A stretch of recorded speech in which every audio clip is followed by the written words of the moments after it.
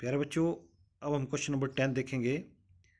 Question number 10 में आपके पास दिया है a ladder 5 metre long is leaning against a wall. एक लैडर है आपके पास जो 5 मीटर लॉन्ग है, उसको वॉल के साथ रखा गया है। The bottom of the ladder is pulled along the ground. जो बॉटम ऑफ द लैडर है उसको ग्राउंड के अलोंग पुल किया गया है away from the wall at the rate of 2 centimetre पर सेकेंड। और उसको हम किस रेट पे पुल कर रहे हैं? 2 सेंटीमीटर पर सेकेंड पे। How fast is its height on the wall decreasing. इसकी हाइट जो है वॉल पे किस रेट पे डिक्रीज करेगी when the foot of the ladder is 4 metre away from the wall. तो प्यारे बच्चों, आपको क्वेश्चन समझ आ गया होगा। Now we will take the solution of this question. तो गिवन आपके पास था लेंथ ऑफ द लैडर, उसको हमने ए बी से लिख दिया, और ये आपके पास दिया है 5 मीटर। इसके बाद आपने मानना है height of the ladder on the wall. इसको हमने बी सी से डिनोट किया जैसा कि आप फिगर में देख रहे हैं। और हाइट ऑफ द वॉल जो है, हाइट ऑफ द लैडर जो है वॉल के ऊपर, उसको हमने एच मीटर से मान लिया। इसके बाद distance of the foot of the ladder from wall, जो आपके पास आप फिगर में देख रहे हैं, जो फुट है लैडर की, उसको हमने ए से माना है। तो फुट ऑफ द लैडर की जो डिस्टेंस है फ्रॉम वॉल आपने एक्स मीटर के बराबर मान ली। ठीक है। नाउ फ्रॉम द फिगर से आप देख रहे हैं ये आपके पास राइट एंगल ट्राइंगल बन गई, और राइट एंगल ट्राइंगल में आप पाइथागोरस थ्योरम यूज़ करेंगे। तो ए सी आपके पास बेस आ गया, ए सी का स्क्वायर प्लस बी सी का square is equal to A B का स्क्वायर। तो ए सी आपने एक्स के बराबर मानी है, तो एक्स का स्क्वायर। उसके बाद बी सी आपके पास आ गई, बी सी एच का square is equal to A B आपके पास लेंथ ऑफ द लैडर आ गई, इसको 5 का स्क्वायर। तो आपके पास आ गया X square plus H square is equal to 25। इसको हमने इक्वेशन 1 लिख लिया।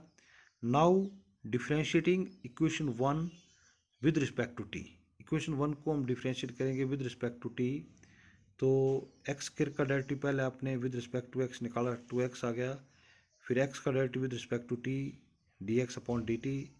सिमिलरली आप निकाल सकते हैं एच स्क्वायर का डेरिवेटिव आपके पास आ गया 2h into D H upon D T is equal to 0, क्योंकि 25 आपके पास कांस्टेंट टर्म है, कांस्टेंट टर्म का डेरिवेटिव 0। तो प्यारे बच्चों, इन दोनों टर्म्स में आपके पास 2 कॉमन है, 2 कॉमन ले लिया आपने, और 2 से राइट हैंड साइड को डिवाइड कर दिया। तो आपके पास ये टर्म बन जाएगी x D x upon D T plus H D H upon D T. इसके बाद अब हम दोबारा क्वेश्चन की तरफ नज़र डालेंगे। तो क्वेश्चन में आपके पास जो डिस्टेंस है वॉल की, वो इंक्रीज कर रही है at the rate of 2 centimetre पर सेकेंड। तो क्वेश्चन में आप देख रहे हैं जो distance of the foot of the ladder है फ्रॉम द वॉल, उसको हमने एक्स से डिनोट किया है। तो rate of change of x with respect to time d x upon D t आपके पास दिया है 2 सेंटीमीटर पर सेकेंड। क्योंकि आपके पास जो लैडर की लेंथ है उसको मीटर में दिया है, तो आप इसकी यूनिट भी मीटर में अगर कन्वर्ट करना चाहें, सेंटीमीटर को मीटर में कन्वर्ट करना चाहें, तो 2 को आप 100 से डिवाइड कर देंगे, तो आपके पास आ गया 0.02 मीटर पर सेकेंड। ऑल्सो गिवन आपके पास दिया है foot of the ladder is 4 metre away from the wall. तो ये आपके पास एक्स की वैल्यू दी है, तो x is equal to 4 metre दिया है आपके पास।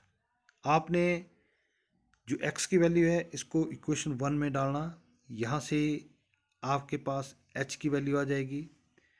तो एक्स की जगह 4 का स्क्वायर प्लस एच का square is equal to 25।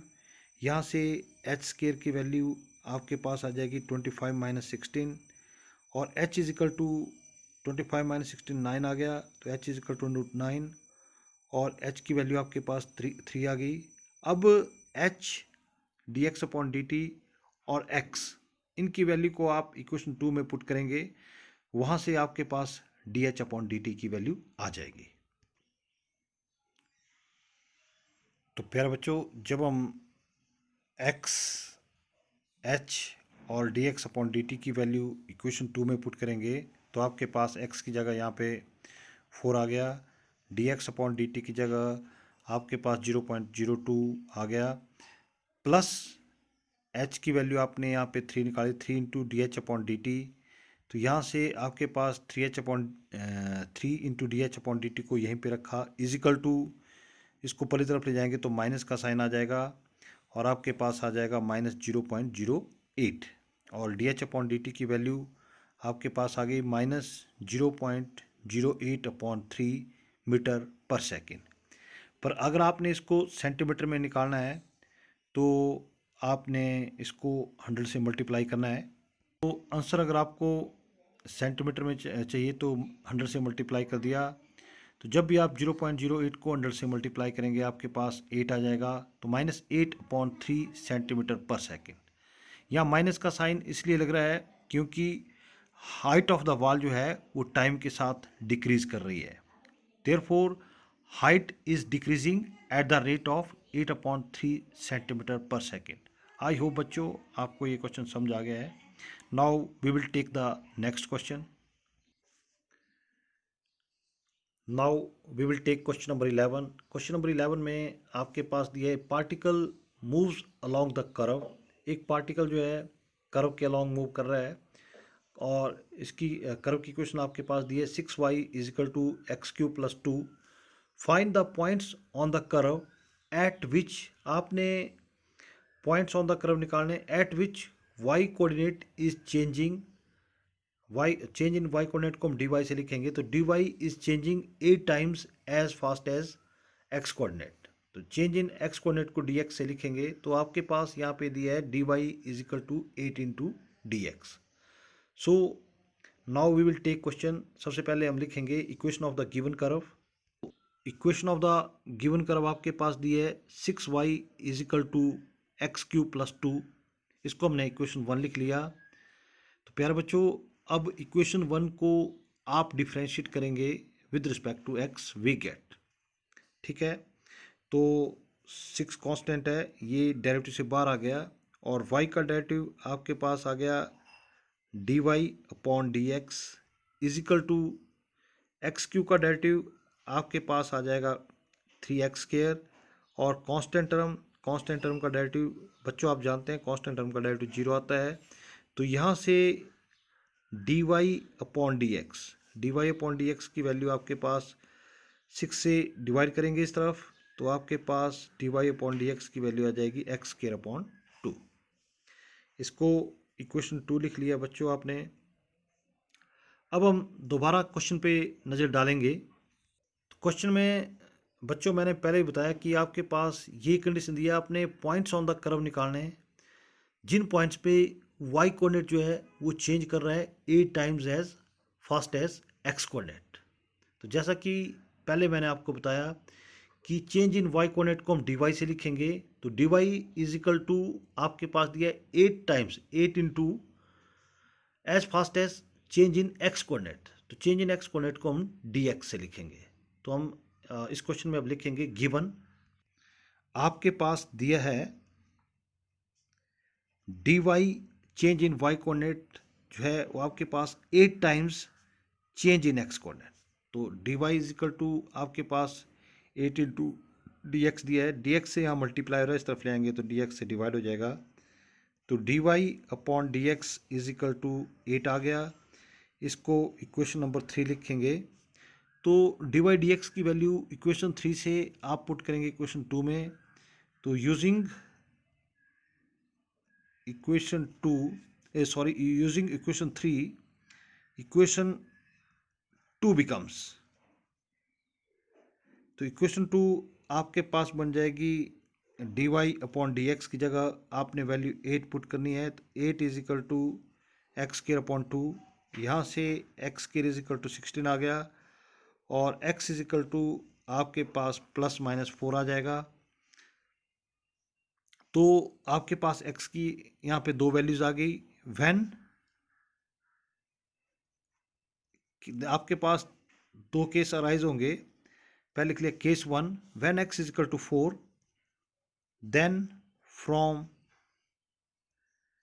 Equation 1। तो इक्वेशन 1 से आप देखेंगे, इक्वेशन 1 में जब आप x की वैल्यू 4 पुट करेंगे तो y की क्या वैल्यू आती है। तो 6y is equal to x की जगह जब आप 4 पुट करेंगे 4 का cube plus 2, this implies 6y is equal to 4 का क्यूब आपके पास 64 आ गया, 64 plus 2 66, this implies y is equal to 11। तो यहाँ से आपके पास y की वैल्यू 11 आ गई। केस 2,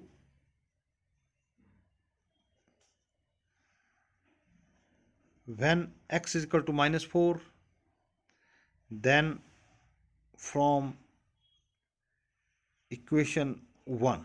तो इक्वेशन 1 से आपके पास 6y is equal to x की जगह आपने -4 पुट करना है, -4 का क्यूब प्लस 2, आपके पास आ गया -64 plus 2, this is equal to -62, और y इज इक्वल टू -62/6। तो आपके पास आ जाएगा -32/3। तो प्यारे बच्चों आपके पास रिक्वायर्ड पॉइंट्स आ गए। प्यारे बच्चों आपके पास रिक्वायर्ड पॉइंट्स आ गए। जब x की वैल्यू 4 थी, y की वैल्यू 11 आ गई। तो फर्स्ट पॉइंट आ गया 4/11, और सेकंड पॉइंट आ गया -4 कॉमा -32/3। तो ये दो पॉइंट्स आपके पास कर्व के ऊपर आ गए, जिस पे चेंज इन y कोऑर्डिनेट, ठीक है, जिसमें चेंज इन y कोऑर्डिनेट आपके पास आएगी 8 times change in x coordinate. तो आई होप बच्चों आपको ये दोनों क्वेश्चन समझ आ गए। अगर इन क्वेश्चन में किसी भी तरह की प्रॉब्लम है तो आप कभी भी डिस्कस कर सकते हैं। Thank you.